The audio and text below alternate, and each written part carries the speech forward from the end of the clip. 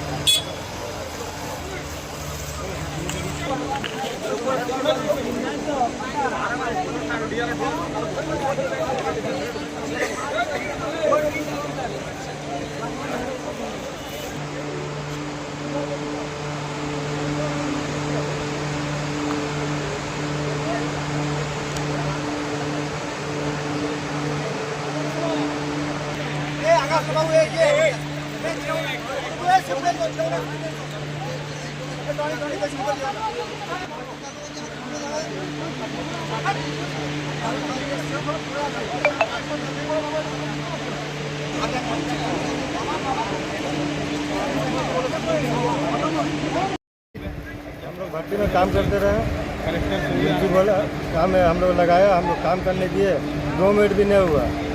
जब भट्टी उबला और दाम दुम उड़ने लगा।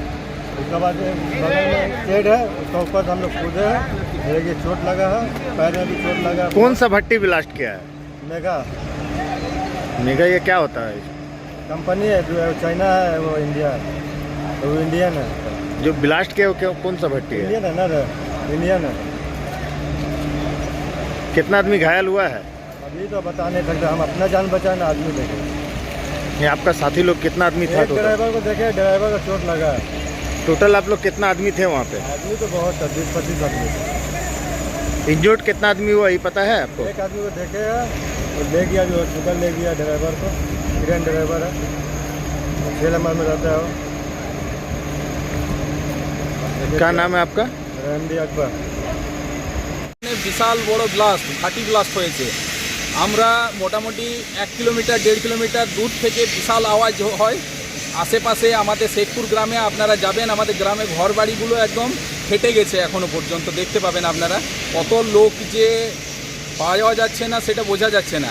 অনেক লোক এখনও পর্যন্ত নিরুদ্দেশ। আমরা গ্রামের লোকজন মিলে কিছু জনকে উদ্ধার করলাম, মোটামুটি 3 জনকে উদ্ধার করে হসপিটালে পাঠানো হয়েছে।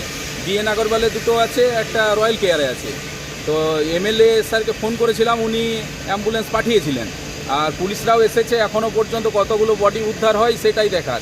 তা আনুমানিক কতগুলো মোটামুটি আনুমানিক ভাটিতে যতজন কাজ করে, যারা কারখানায় কাজ করে তারাই বলতে পারবে। তবে এখনও পর্যন্ত জানা যাচ্ছে, সবাই বলছে যে এখনও পর্যন্ত কম বেশি হলেও 10-এর বেশি মানুষজনকে খুঁজে পাওয়া যাচ্ছে না। তো এইগুলো এখন উদ্ধারের জন্য পুলিশ প্রশাসন কী করছে সেটাই দেখার আছে। তার মানে কি ওরা মৃত? সেটা বলা যাচ্ছে না যতক্ষণ না কোনো কিছু পাওয়া যাচ্ছে। তবে এই কারখানাগুলো কোনো কিছুই মেনটেনেন্স করছে না, ওই জন্য এইরকম বড় বড় দুর্ঘটনা হয়ে যাচ্ছে দিনের পর দিন।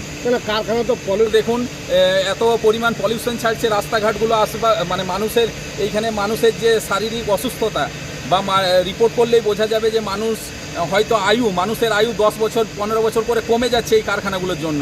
কবে যে এই কারখানাগুলোর উপর কোনো একটা কঠোর ব্যবস্থা নেওয়া হবে, মানুষজন যে কবে ভালোভাবে বেঁচে থাকতে পারবে সেটাই এখন দেখার আছে। এখন আপনারা কি দাবি রাখছেন? আমরা দাবি রাখছি যেন এই কারখানাগুলো, এত মানুষ যখন কাজ করছে, কারখানাগুলো সমস্ত কিছু মেনটেনেন্স করে সব কিছু করে, এই কারখানায় যে এত মানুষের ক্ষয়ক্ষতি হলো, এত মানুষজনের যে হয়েছে, পরিবার যেন সম্পূর্ণ ক্ষতিপূরণ পায়। এমনকি আশেপাশে যে ঘর বাড়িগুলো ভেঙে গেছে সেইগুলোরও যেন কোনো ব্যবস্থা করে প্রশাসন, এটাই বলার আছে। এখনো কি মনে হচ্ছে কিছু আছে? এখনও কিছু ব্যক্তি তো অবশ্যই আছে, যেটা যারা কোম্পানির এখানে কাজ করে ভাটিতে, তারাই বলছিলে যে এখনও পর্যন্ত অনেক মানে ওয়ার্কারকে খুঁজে পাওয়া যাচ্ছে না। প্রশাসন কি, পুলিশ প্রশাসন কি বলছে? পুলিশ প্রশাসন চেষ্টা করছে নিজেদের মতো করে উদ্ধারের জন্য। কি মনে হচ্ছে তারা এখনো বেঁচে আছে?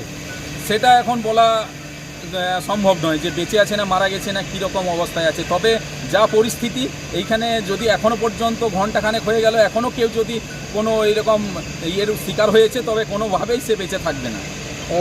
সুরক্ষার ব্যাপারে প্রশাসনকে বলবো যে কারখানাগুলো কোনো কিছুই মেনটেনেন্স করছে না, সেইগুলোর জন্য কঠোর থেকে কঠোরতর কোনো পদক্ষেপ নেওয়া হয়। শ্রমিকদের জন্য ভালো সুরক্ষার জন্য কিছু একটা ব্যবস্থা করা হয়, যাতে শ্রমিকরা সঠিকভাবে নিজেদের কাজ করতে পারে। আপনার নাম পরিচয়? আমার নাম কাঞ্চন পাল, শেখপুর গ্রামেরই বাসিন্দা।